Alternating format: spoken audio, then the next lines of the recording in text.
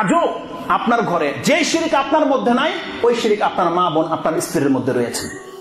যে কুসংস্কারের মধ্যে আপনি জড়িত না, আপনি ধারণাও করতে পারবেন না যে এমন চিন্তা তারা করে, এমন কথা তারা বলতে পারে। আজকে আমরা বেদাত বলে চিৎকার করি, মাহফিল গরম করে ফেলে।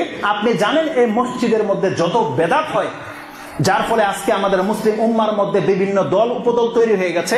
এই মসজিদে যত বেদাত হয় তার চাইতে অনেক বেশি বেদাত আপনার ঘরে হয়, আপনি টের পান না। অনেক বেশি বেদাত আপনার মা বোনরা করে থাকে। বিয়ে শাদীর রসম নিয়ে, বাচ্চাকে কেন্দ্র করে কত মাস, কত দিন, দিনে কি করতে হবে, রাতে কি করতে হবে, জন্মের দিন কি করতে হবে, জন্মের পরের দিন কি করতে হবে, এক সপ্তাহ পরে কি করতে হবে, এগুলো তাদের কাছে হিপস করা আছে, লিখে রেখেছে। তারা তাদের অন্তরে বসিয়ে রেখেছে ব্রেন, যে এটা করতে হবে, এটা খাওয়া যাবে না, এটা করা যাবে না, এটা করলে এই হবে। এগুলো কারা কয়? আপনি কয়ে দেন? আপনি বলেন এগুলো? কোন পুরুষ বলে? এগুলো প্রত্যেকটা ওই নানি, দাদি, ভাবি, এরা এগুলোকে হেল্প করে রেখেছে।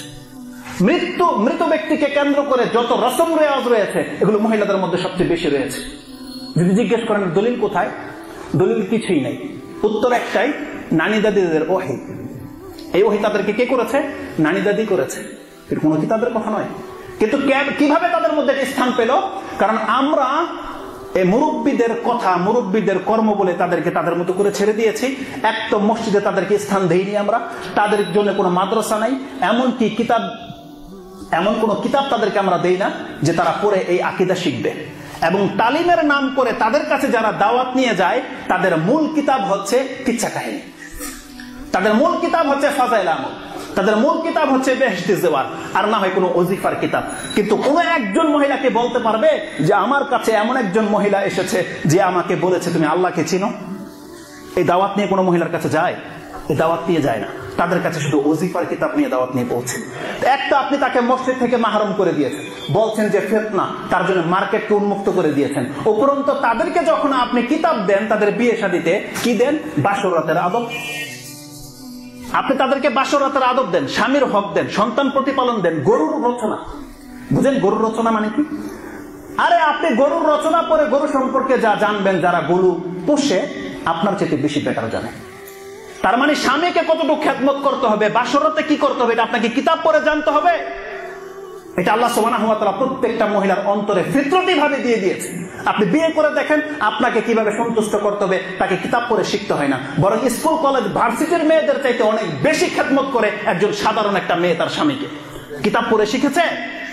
যদি তাকে কিতাব দিতে হয়, আপনি দিবেন আল্লাহ কি চান, কে আল্লাহ, কোথায় থাকে আল্লাহ, কি চান আল্লাহ, আল্লাহর কিসে সন্তুষ্টি আছে, আপনি এই জ্ঞান তাকে আগে দিবেন। কিন্তু তাদেরকে সে কিতাব দেওয়া হয় না। তারাও যখন কোনো কিতাব পড়ে, ওই যে বললাম ওজিফার কিচ্ছা কাহিনী, এগুলো, যার ফলে তারা তার তাওহীদটাকে এইভাবে লোপ পেয়ে গেছে, তাদের মধ্যে শিরকের আস্তানা গেড়ে বসে আছে। না, এটা হতে পারে না। শিরিক বিহীন হচ্ছে ইসলাম। আপনাকে শিরিক মুক্ত জীবন যাপন করতে হবে। মুহাম্মদুর রাসূলুল্লাহ সাল্লাল্লাহু আলাইহি ওয়াসাল্লামকে আল্লাহ বলছেন, যখন কোন মুসলিম মহিলা ইমানের দাবি করবে আপনার কাছে এসে, আপনার সাথে যেন এইভাবে অঙ্গীকার করে যে ইয়া আইয়ুহান নাবিয়্যু ইযা জাআল মুমিনাতু ইউবাইনাকা আলা আল্লা ইউশরিকনা বিল্লাহি শাইআ। সেজন্য আপনার সাথে এই ওয়াদা করে যে আমি আল্লাহর সাথে কোনো কিছুকে শিরিক করব না। আল্লাহ বলছেন এই ওয়াদা করতে হবে প্রত্যেকটা মহিলাকে যে আমি মুসলিম, আমি মুমিন, আমি কোনো অবস্থাতে আল্লাহ সুবহানাহু ওয়া তাআলার সাথে কোনো কিছুকে শিরিক করব না। এই ওয়াদা করতে হবে। আল্লাহ বলছেন যদি সেই ওয়াদা করে নিতে পারে,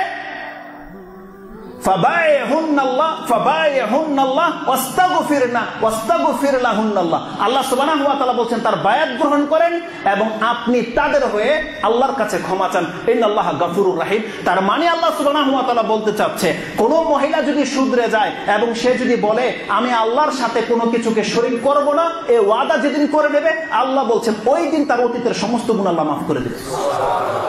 কিন্তু এই শিক্ষা কি মহিলাদেরকে দেওয়া হয়? আমাদের দেওয়া হয় না। শিরিক তারা লালন পালন করে, তাদের কাছে শিরিকের ঘাঁটি রয়েছে।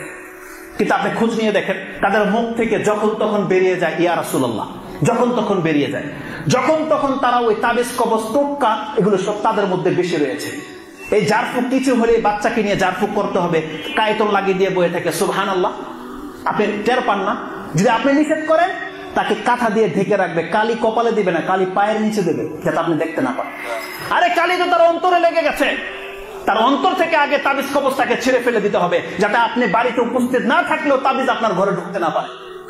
কিন্তু আপনি ঘরে আছেন, সে সাধু, কিন্তু তাকে ইসলামের জ্ঞান দেওয়া হয়নি। প্রত্যেকটা মহিলাকে আগে ইসলামী জ্ঞান অর্জন করতে হবে, তাকে জানতে হবে কিসে ইসলাম টিকে থাকে, কিসে ইসলাম টিকে থাকে না। এই জায়গাগুলোকে করা হয়েছে, আল্লাহ সুবহানাহু ওয়া তাআলা আমাদেরকে সে তৌফিক দিয়ে দিয়েছে। আমাদেরকে শুধু দায়িত্বটা আমাদের মহিলাদেরকে এনে শুধু এই কথাগুলো তাদের কান পর্যন্ত পৌঁছে দিতে হবে, এটা আমাদের দায়িত্ব।